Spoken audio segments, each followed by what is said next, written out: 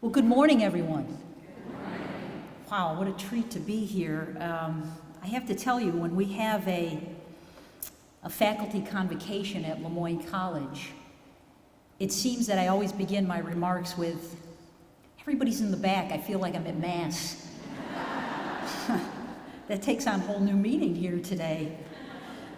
In light of the fact that this is probably a Catholic crowd, I'm going to leave you right where you are. I'd like to thank you for this incredible invitation to speak with all of you today. I have a soft spot for what you do. I extend my appreciation to Superintendent Christ. It's an honor to be with you and all members of your team here today. This talk, just to give you a little heads up, what I plan to do, is sort of an amalgam of telling you a little bit about myself. I promise, emphasis is on the word little. I have a couple of shameless plugs on Jesuit education. Forgive me, I work for the Jesuits. But also another shameless plug, a video, if you will, on the enduring value of the liberal arts. And the videos that I integrate into my talk are very brief, I promise you that. I'd also like to add into this talk a little bit about the challenges and opportunities associated with technology.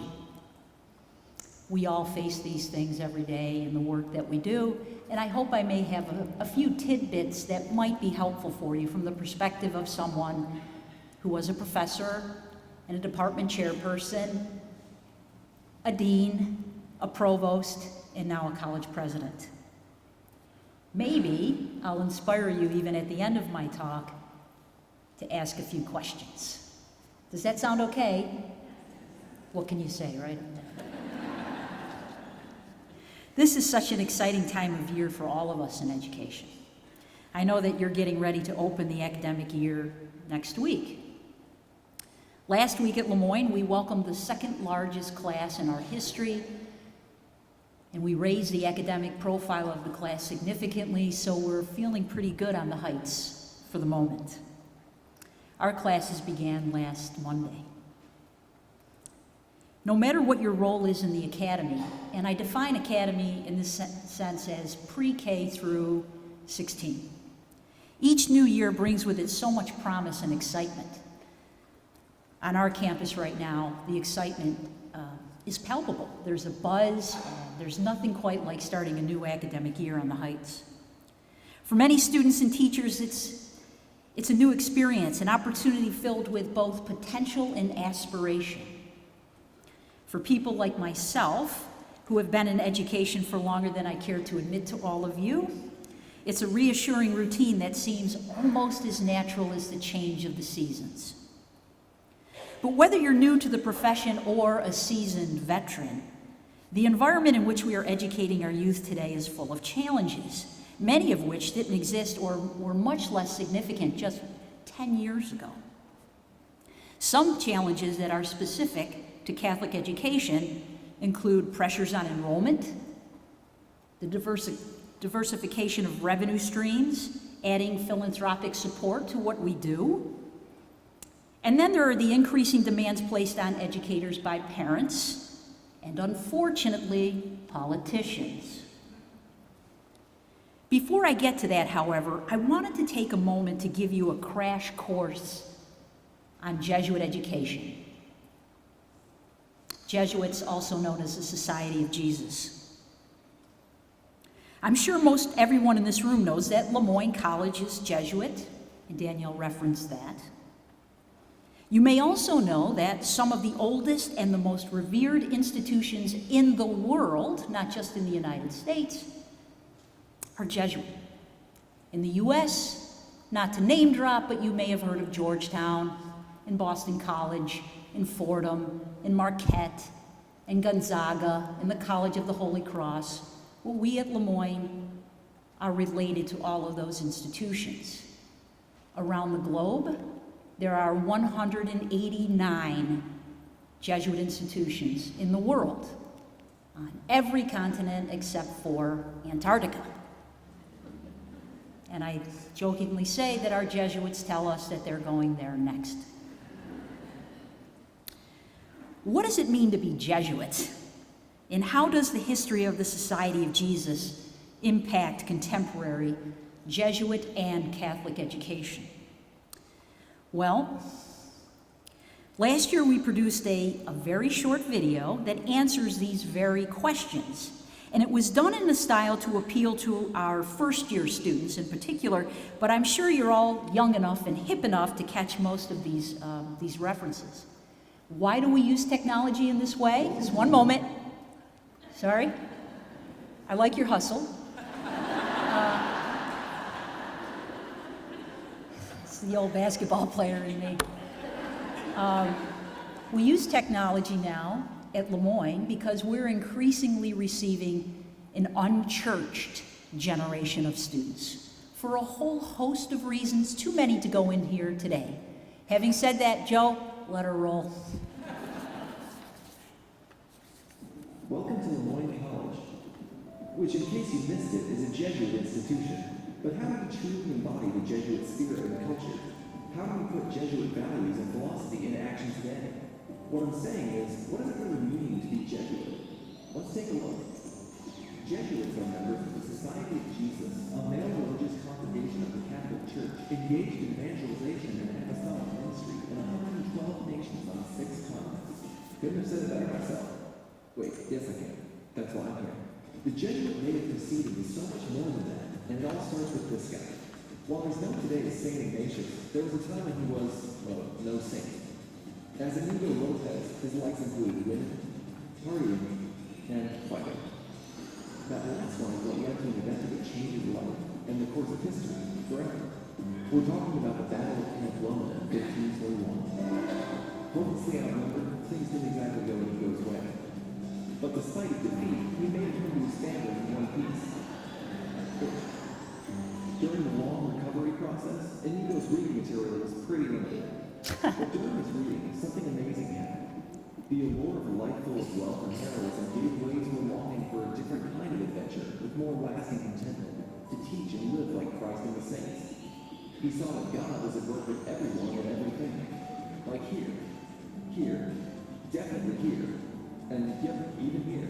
After he was able to serve God in his recovery bed, Inigo gave up everything of the life he once knew, and embarked on a spiritual and physical journey that would see him imitating the life of Jesus, volunteering, serving the poor and sick, praying, studying, and teaching spirituality to everyone he encountered, everywhere he went. In 1534, following in the footsteps of Jesus and his disciples, Inigo and his most devout friends formed the Society of Jesus. And after being ordained in 1536, he adopted the name Ignatius. So at this point, you're probably thinking, cool story, bro, but what does a 500-year-old saint do with Moyne and education today? I'm told this video, within a video, explains it perfectly.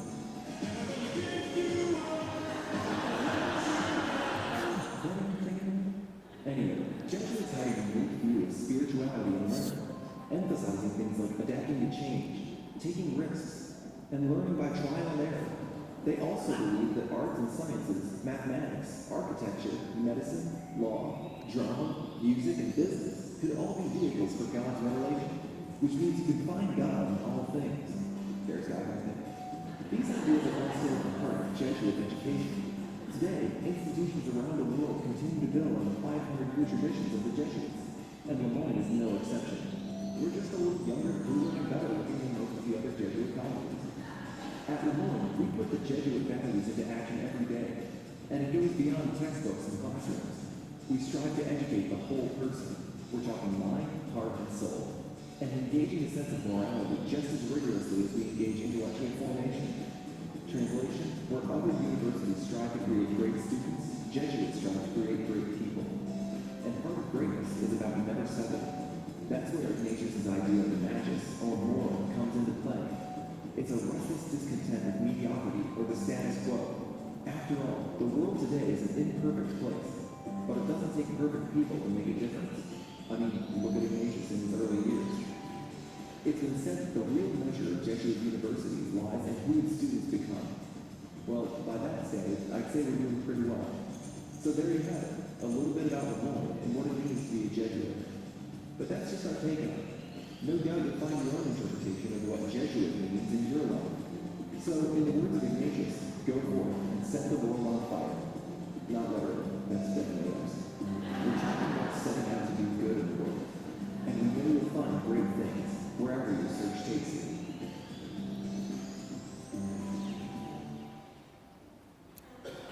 What do you think?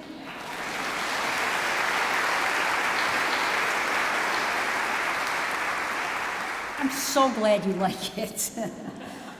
So at Lemoyne, we're proud to be contributing in such a meaningful way to a nearly 500-year-old tradition of Jesuit education.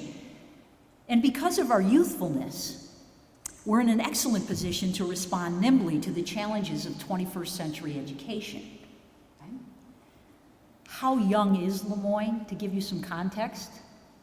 Well, we're the second youngest in the United States. This will give it away quite clearly. The members of our first graduating class at Lemoyne, they're still alive. Now, how's that for something with staying power? 500 years, and we find a way to remain relevant, contemporary, and important in the higher education landscape. In fact, in higher ed circles, the most recognizable name in higher education is Ivy. The second most is Jesuit education. So I stand before you today, not just as the president of a Jesuit institution, but also as the product of a Catholic education, as Danielle told you. So if you'll allow me, I want to share just a snippet of my personal story, and I promise you, I will be brief. Many of you know that my parents came to this country from Europe in 1950. It was the very tail end of immigration from Western Europe. My parents had their family in tow, incredibly modest means, not speaking English. They settled in a diverse ethnic community just to the north of downtown on the north side, Syracuse, where I was born in 1960. Do not do the math. My father was a blue-collar laborer, actually a carpenter by trade that he learned in Sicily. He worked originally at Marcellus Casket Company and then at Crucible Steel. Truth be told, he never learned how to speak English. We spoke Italian at home because he was always secretly hoping that we would end up going back to Europe. There is no institution in America that has lifted more people out of poverty and into the middle class than Catholic education. None. No institution in the world has provided more opportunity for immigrants, non-native English speakers, to move out of poverty into the middle class. Ladies and gentlemen, that's simply a fact. From the beginning of my education at Our Lady of Pompeii, now known as affectionately the Cathedral Academy of Pompeii on the north side of Syracuse, I got immediately hooked on learning. I read virtually every book I could get my hands on. To this day, I remember the wonderful Sisters of St. Francis that would slip books into my book bag when I wasn't looking. It was outside of the normal cycle of going to the library, so I thought I was the coolest kid there. And although it was many years ago, to this day, I still remember in amazement the quality of the library at Pompeii, which is a tribute to the sisters who ran the school and their own high-quality liberal arts education. After Pompeii, I continued on at Bishop Grimes High School. There I was actively involved in student government, leadership, writing for the school newspaper, and in athletics.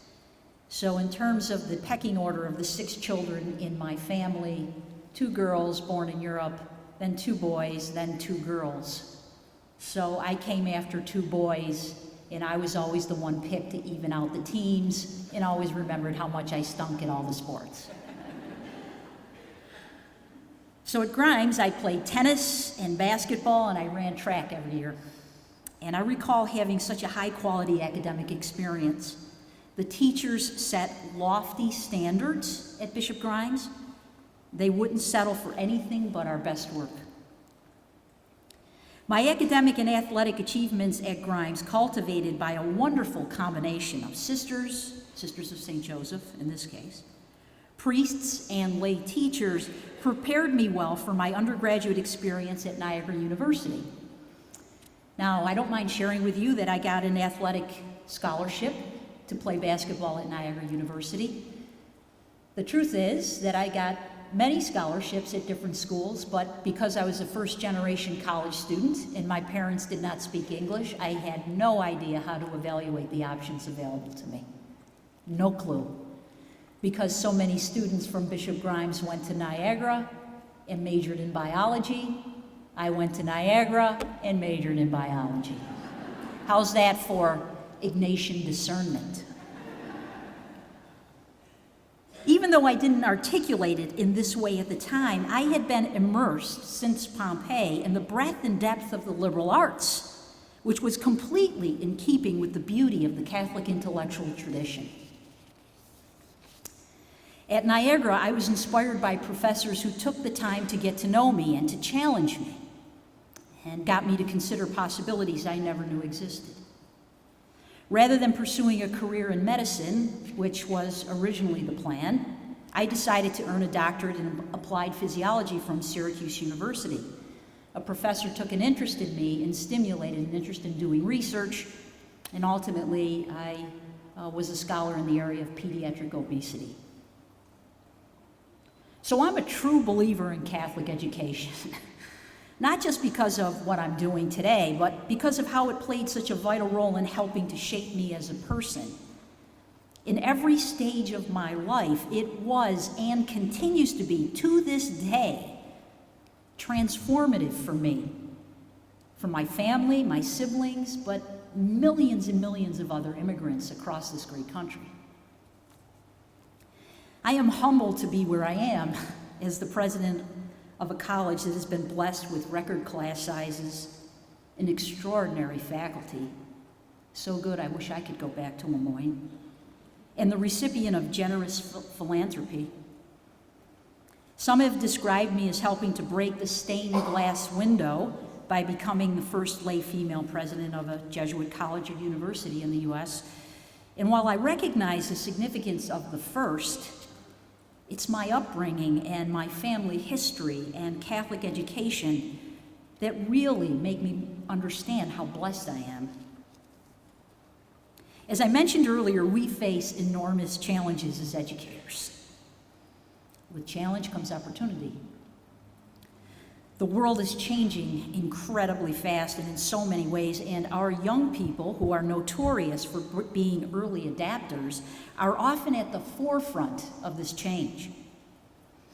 One area that is having a huge impact on education and how our students interact with us on a daily basis, and each other, is technology. Now, I consider myself to be fairly tech savvy. I have to confess I do dabble in Facebook. But as my daughter would say to me, no one uses that anymore, Mom.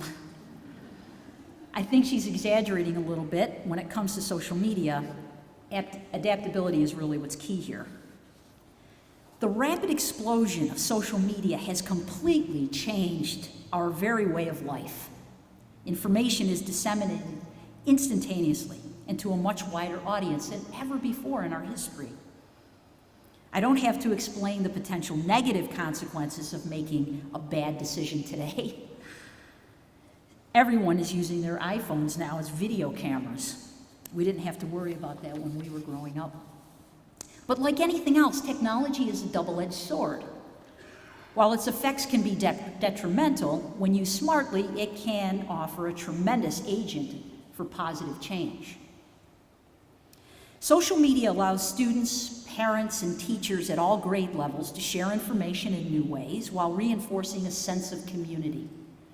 Now, at Catholic schools, we're great at emphasizing engagement and community. This is a new way of doing it. It's being used by students for much more than helping a classmate do better on a test. They're using it to collaborate on projects and to connect with experts on Twitter, to name just a few examples. So the question for educators is, how do we tap into social media to help us do our jobs better? We need to reach students where they are. The trick is how best to use it to enhance their educational experience. For students, the use of social media is really second nature. Please allow me to share these data with you.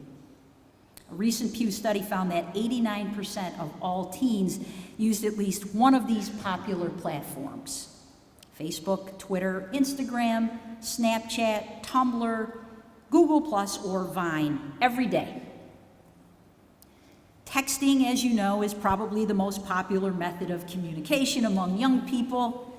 Some of you are probably texting right now as I speak. We tell our students at Lemoyne, do you really think the professors don't know you're texting during lunch? The average teenager sends and receives approximately 30 texts a day. We tell students, if you're hoping to get a recommendation from a professor at Lemoyne for med school, law school, to go to engineering school, business school, for a job, you need to ask for it in ways beyond text messaging. Mastering effective communication skills, whether it's face-to-face conversation or group presentation, a persuasively written paper, or a well-crafted email, is a vital component of a liberal arts education, and something that we do well at Lemoyne, if I do say so myself. We keep in touch with employers who tell us that Lemoyne students come to them knowing how to communicate and to present themselves well. And their backgrounds at schools such as yours is so crucial to that education. Now, it shouldn't be a secret to you that I'm a staunch believer and defender in the power of a liberal arts education. I'm the president of Lemoyne. As you are probably aware, the liberal arts have recently come under growing scrutiny from many fronts.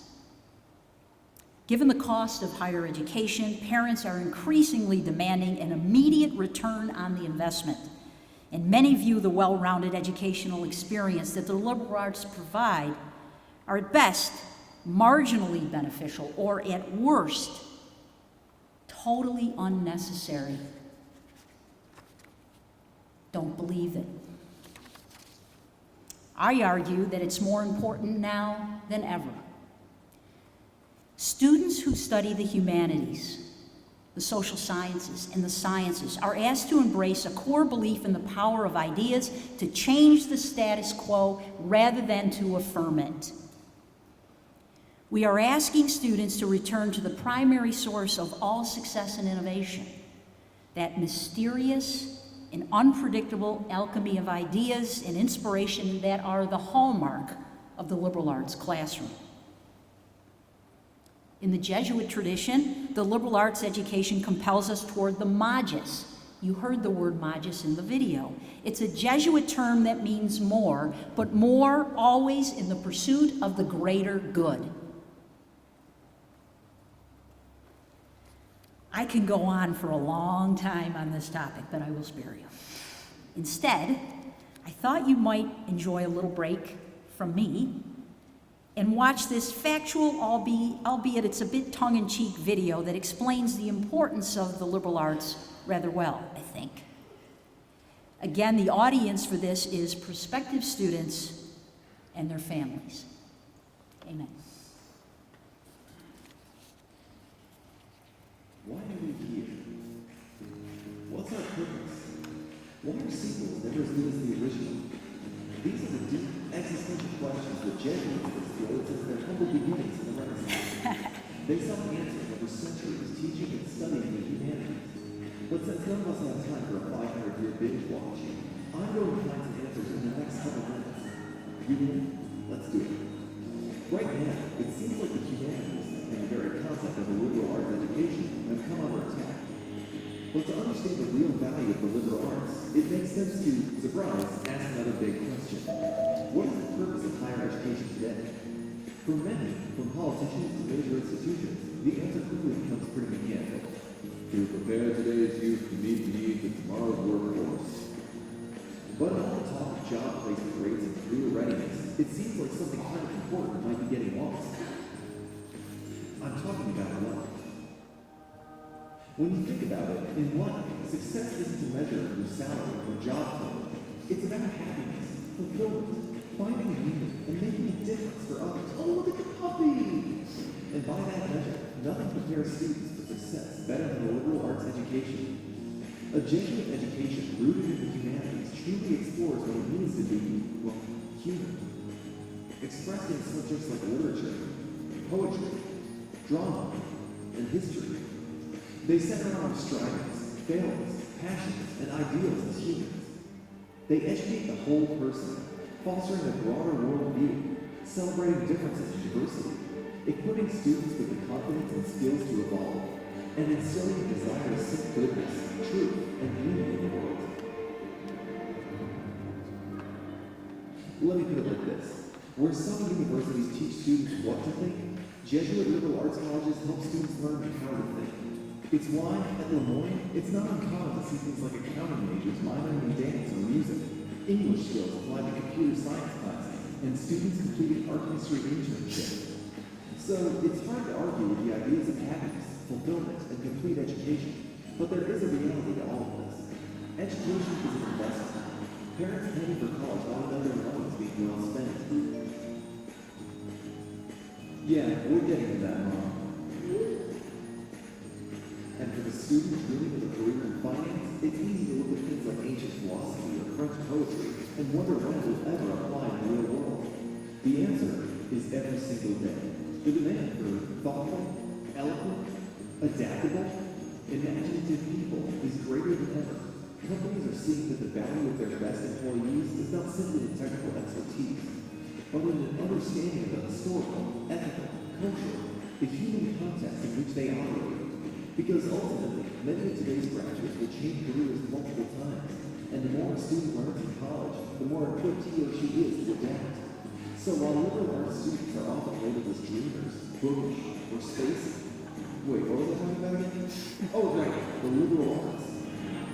More and more, throughout the professional world, they're being recognized in different terms: leaders, innovators, and even CEOs.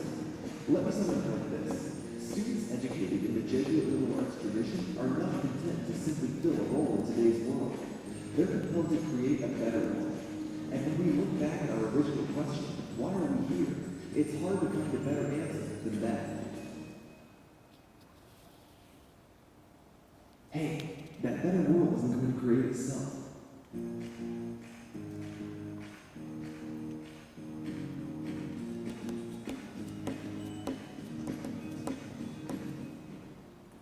Like that beat?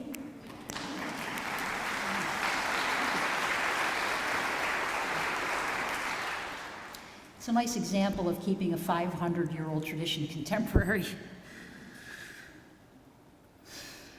So I'd like to be clear with all of you here.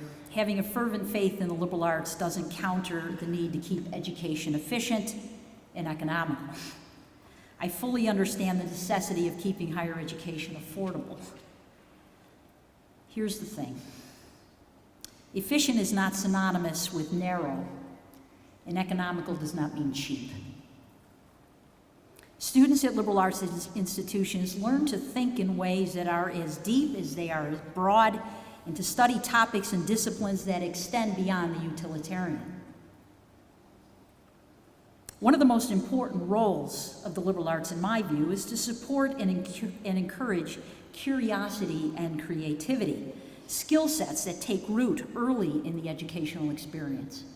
Again, using myself as an example, one of the most magnificent things that occurred to me at Our Lady of Pompey's little Italian parish on the north side was the development and a passion for curiosity.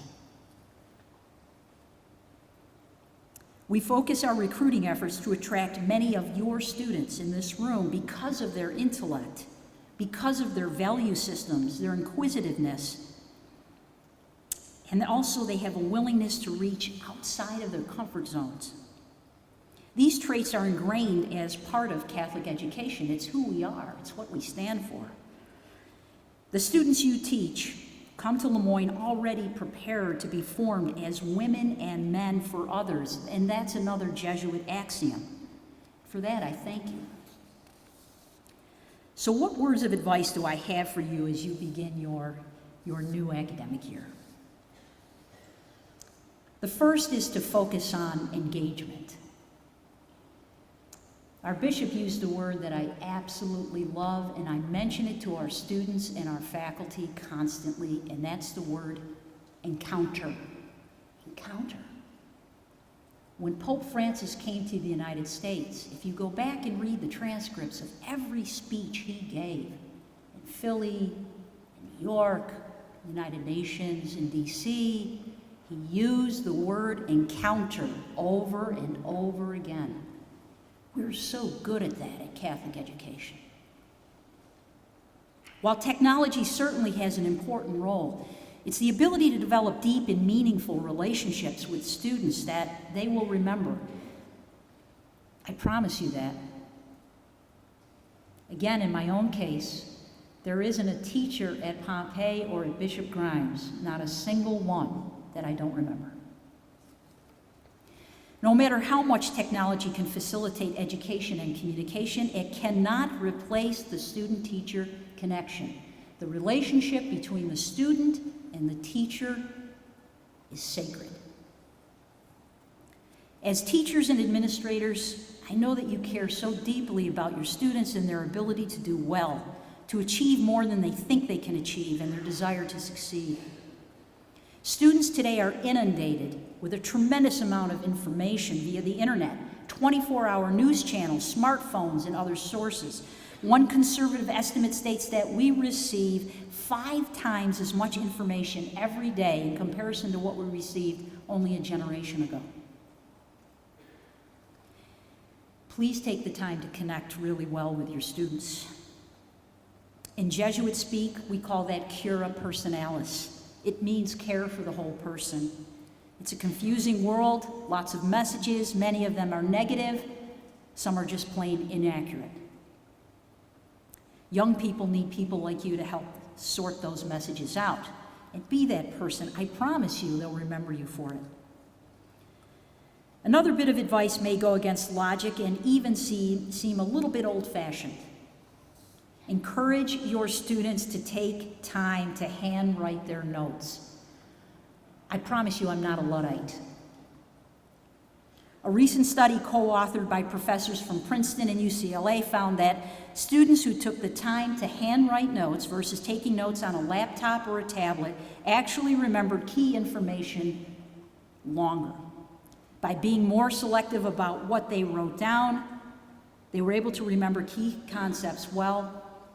And this was done as a result of a very intense, careful, experimental design. It's not conjecture. So I'd like to end with a few thoughts about the world's most famous Jesuit, Pope Francis. On our campus, the faculty like to say, we've waited 2,000 years for this guy. The Pope was originally trained as a chemist. I don't know if you know that. So when you talk about this complementarity of faith and reason, the Pope is the poster child for that. He taught literature and psychology at a Jesuit high school in Buenos Aires very early in his career. He knows how noble the profession of teaching is. In 2014, the Pope spoke of his belief that parents should have the right to choose a moral and religious education for their children. Choice is essential. He pointed out that in today's ever-changing technological world, children are bombarded with so much information that it's difficult to filter through it, making it necessary for families and teachers to guide students to critical thinking and a moral compass. Think about that. The implications of a moral compass in today's complex world. To quote the Pontiff, "You must not just teach content, but the values and customs of life.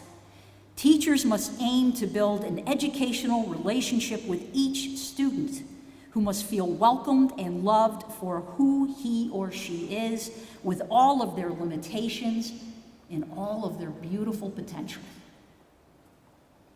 With that, I will end. God bless you, and thank you for listening today.